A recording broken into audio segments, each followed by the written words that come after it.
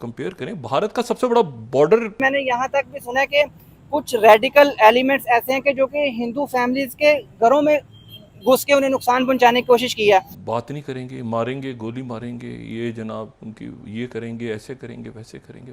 इसी वजह से आपने एक स्टेटमेंट भी सुनी होगी कि अपना जो इंडिया और बांग्लादेश का जो बॉर्डर है उस पे इंडियन फोर्सेज जो बॉर्डर सिक्योरिटी फोर्सेज होती हैं BSF, वो भी हाई अलर्ट हैं। वो इसीलिए हाई अलर्ट हैं क्योंकि उनको इंटेलिजेंस रिपोर्ट्स या उनको रिपोर्ट्स ऐसी मिली हैं। यही दोस्तों, शेख हसीना वाजिद के जो बेटे हैं वो अमेरिका में होते हैं।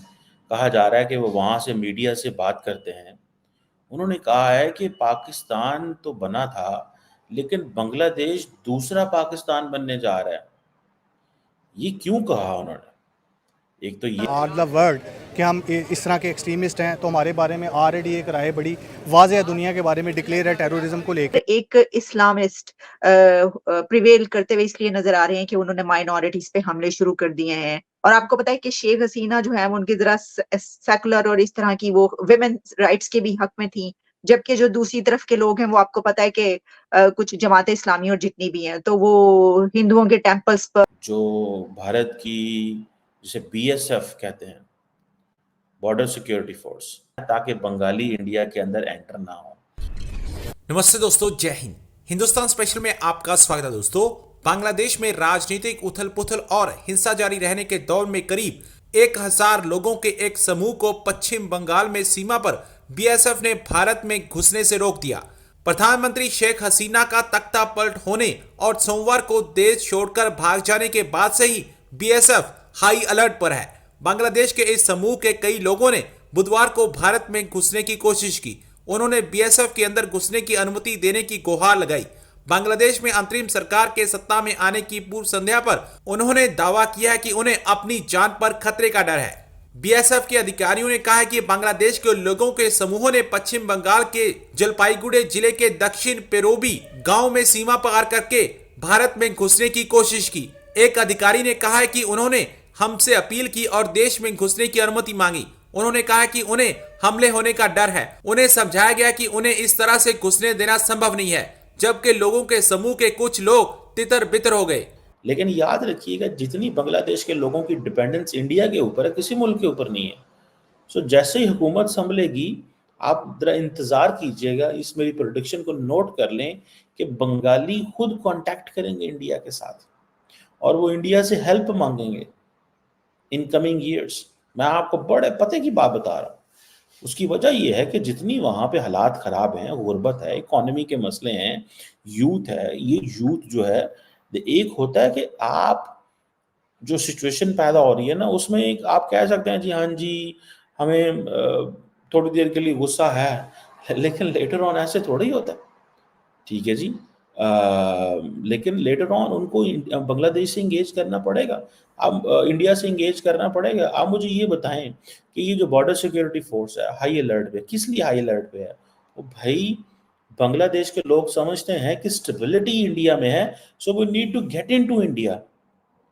तो वो जो स्टेबिलिटी के लिए वो इंडिया जा रहे हैं, तो आप अभी इंडिया जा रहे हैं, इलीगली इंडिया जाना चाहते हैं। इंडिया की जो बॉर्डर सिक्योरिटी फोर्स है उनको रोकना चाहती है। इंडिया ने अपने तमाम BSF ने अपने तमाम फील्ड कमांडर्स को जो ऑन ग्राउंड डिप्लॉय कर दिए हैं, ठीक है जी, वो ऊपर मौजूद हैं। ठीक है जी। और तमाम लोगों की छुट्टियां कैंसिल कर दी गई हैं। बांग्लादेश जो है, इतने बड़े पैमाने पे ये जो प्रोटेस्ट हो रहे हैं, एक इतने बड़े पैमाने के ऊपर जिसे कहते हैं ना, इंडिया की नेवी आर्मी जो है वो डिप्लॉय कर दी गई है। उनको पता है कि क्या हालात होंगे आइंदा आने वाले दिनों में। ठीक है।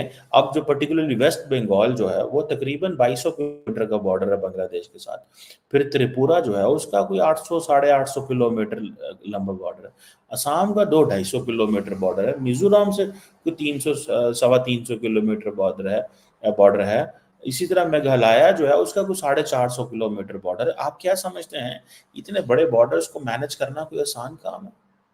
ठीक है जी। जब से शेख हसीना वाजिद वहां से निकली हैं, आप क्या समझते हैं कि लोग सोचते नहीं कि अब बांग्लादेश में रहना मुश्किल काम है, क्योंकि वहाँ पे लोग जो हैं एक दूसरे के साथ लड़ रहे हैं, झगड़ रहे हैं और उनकी जो ज़िंदगी है मुश्किल होती जा रही हैं।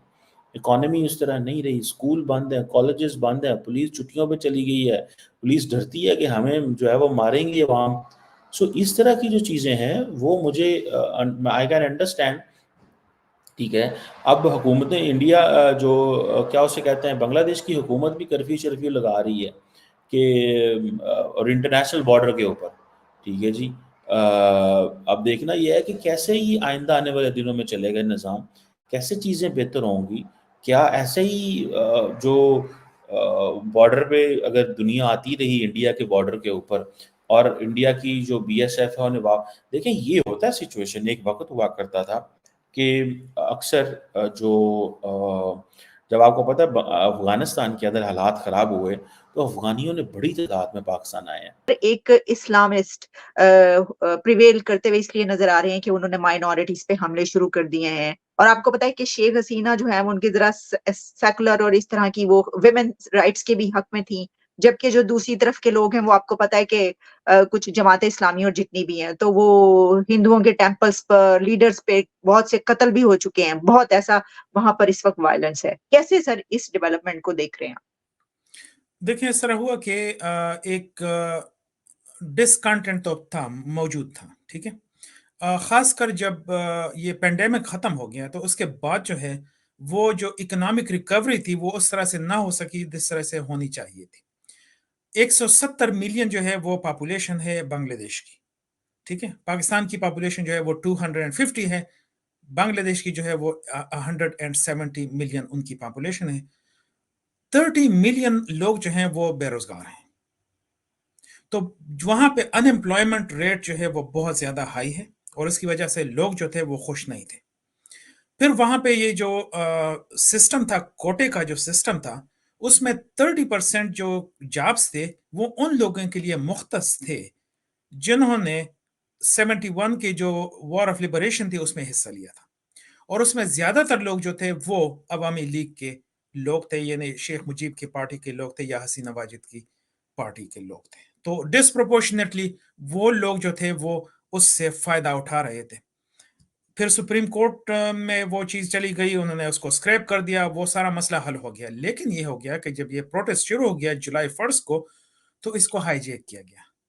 اب کس نے ہائی جیک کیا؟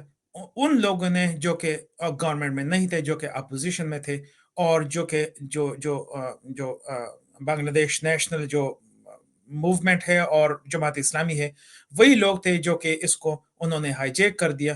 اور جب ایک مرتبہ ایک پروٹیسٹ شروع ہو جاتی ہے تو پھر یہ ہے کہ اس کو کنٹرول کرنا سیکیورٹی ایجنسیز کے لیے اسپیشلی بہت زیادہ مشکل ہو جاتا ہے. پھر یہ ہے کہ آرمی کے کچھ لوگ جو تھے وہ بھی اسی کو سپورٹ کر رہے تھے, اسی پروٹیسٹ کو سپورٹ کر رہے تھے.